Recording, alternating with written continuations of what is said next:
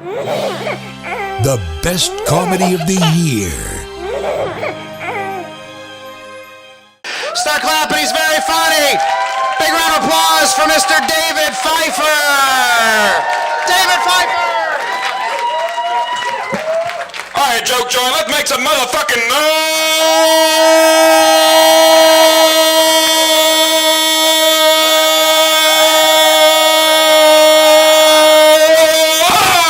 Yeah. Woo. Woo. Woo. Goddamn. About wore myself out doing that shit. Goddamn it. Not as young as I used to be, you know. I get home after a long day's work, you know, but my girl, she's so sweet to me. She says, you know, baby, I got this pussy ready for you. I said, well, you better go put it in the fridge, so I'll get at it in the morning. So I'm too tired to eat that shit tonight. Thank you very much. Just is what it is.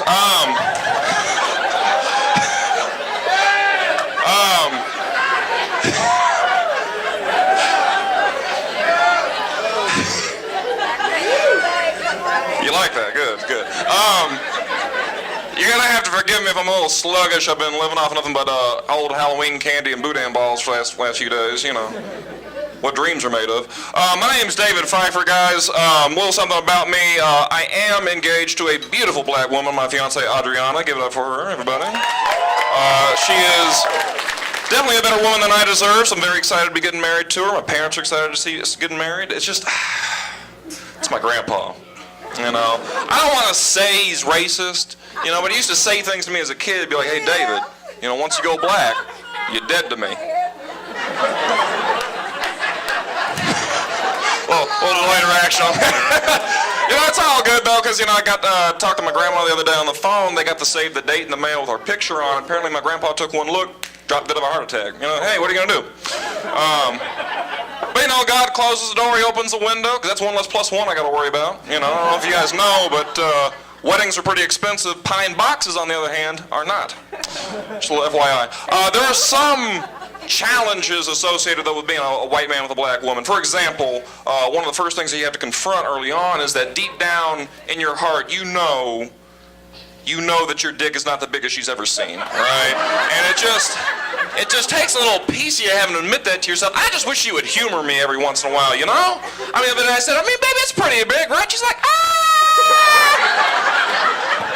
depends on how you look at it. I said, you know, that is some cold ass shit. You can't even just lie to me like you love me. She said, baby, love is blind, but can still feel around in the dark, okay? That's what I'm trying to tell you. Oh, God damn it.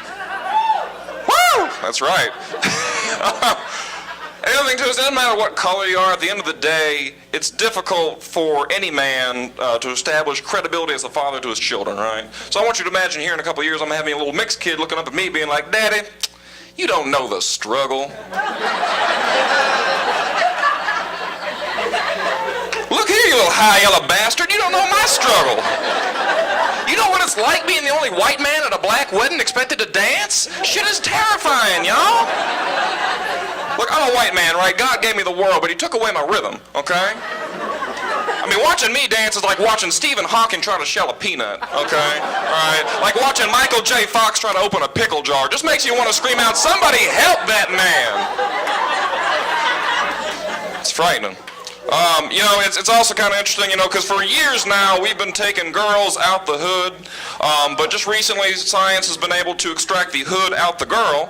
Let me tell you how I know. My fiance called me up the other day to inform me that we are throwing a birthday party for our house cats, all right? There's going to be hats, streamers, apparently a little catnip bar, so just, you know, go ahead and bring on your furry friends. Make sure you bring your leashes. If you don't have a leash for your cat, that means you are a normal person. Man, you gotta watch out though, because there's nothing more millennial than uttering the phrase, "Baby, let's stay together for the cats." You know, it's when times get tough. You know, I sell insurance for a living, and the thing about selling insurance is that like people like to share, man. They like to share these weird, intimate details of their lives with me, a complete stranger. They always start off with the same thing, like, hey, you know, this is just between you and me, right? I'm like, oh, yeah, you, me, this recorded line, the NSA, you know, the joke joint. You know what I like to call the circle of trust, okay? I had this one guy come in, he's like, man, my teenage son, he just OD'd, and it's really putting a strain on our marriage. Me and my wife are kind of hanging on by a thread, and got this letter in the mail from Geico saying my rate's going up, so I just figured I'd get a quote from you. I'm like, you could have skipped all that extra shit at the front. All that extra shit was not needed. Why? You don't know me, man. Why are you going to be putting all your business on me like that? I said, you know what? If anybody is going to do that to me again, just kind of overshare on that, I'm going to be as obnoxiously intrusive as I possibly can. If somebody tells me there's a kid ODs, I'm going to be, what was he smoking? Was it some of that stepped-on stuff? See, that's what I try to tell them. They don't teach these kids in school the difference between the good shit and the bad shit. I mean, was it kind of chalky, a little lumpy in the middle? Yeah, that'll do it. That'll do it. When I was a kid, I used to have so many track marks on my arm, I had to start shooting up through my taint. Yep. That'll learn you, darn you. Had this other lady call me up saying, she inherited a house. I said, that's pretty cool. Who'd you inherit it from? Oh, my stepdad. I'm like, that's cool. Were you guys real close? Like, yeah, he used to touch me in that house. I'm like, okay. It's a Tuesday. I don't know you. And you just dropped a bomb on me. It's like, somebody does that shit to me again, I'm going to be like, well, what were you wearing? Those little pink Disney princess panties? Yep. That'll do it. That'll do it. Were you singing I'm a Little Teapot? Yep. That'll learn you, darn you. That's really fucked up. I'm glad you guys laughed at it. Fuck, y'all are crazy. I'm enjoying you. You guys having a good time? Yeah. Woo! I like to hear it. Okay.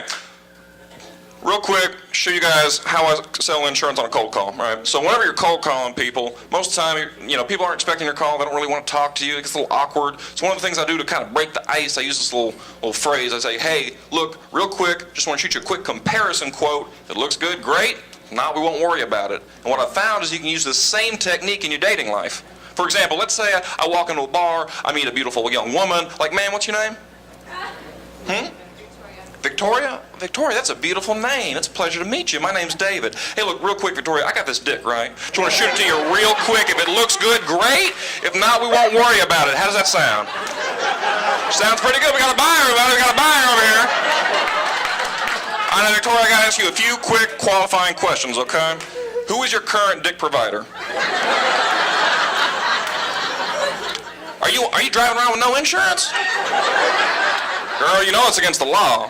But here's the thing, you gotta watch out who you get it from, because people make big promises. He might tell you he got a 10-inch, he's probably got a 12-inch deductible, okay? That's called going backwards, Victoria. You look at the kind of young woman who's trying to go forwards in life, am I right? Right, exactly, because if it don't make dollars, it don't make sense, exactly. So now, how can I make you understand this? So I want you to imagine, Victoria, hypothetically, you're on your way home tonight, and God forbid, you get in an accident, somebody wrecks your pussy, okay? Just wrecked his shit, right? Just awful. I mean, they're pulling people out of there. It's a nightmare, right? Okay? Now, you're going to need a new one, okay? Now, this you go one of two ways, right? Now, you could have that cut rate insurance. What they're going to do is depreciate your pussy, okay? Now, Victoria, what year were you born? 84? Okay, so Victoria's used to driving a 1984 Victoria pussy, okay? That's in great condition, y'all, okay? No dents, no scratches. She changes the fluids, okay? But here's the thing, Victoria, they're not going to give you enough for another 1984. They're only going to give you enough for maybe like a 47, okay? Now look, I don't know how many 1947 pussies y'all have seen, let alone how to drive. Let me tell you right now, Victoria, shit ain't pretty. And look, I understand you got to get the most value out of it that you can. I mean, you wash it, you wax it, you fill it up twice a week, okay? I mean, you can't even get to work without it. I understand. So what I want to let you know is that with Liberty Mutual, we're going to insure your pussy to full replacement value to get you back on the road in a brand new 1984 like it never even happened. And with our Better Pussy Replacement Program, we're going to put you in one model year newer with 15,000 less miles. Now look, Victoria, I'm not a magician, but if I can take 15,000 miles off a pussy, I think I deserve a peek, don't you? All right, guys, my name's David Pfeiffer. You've been a fantastic crowd. Thank you all so very much. Thank you very much. We definitely like your vote. Thank you.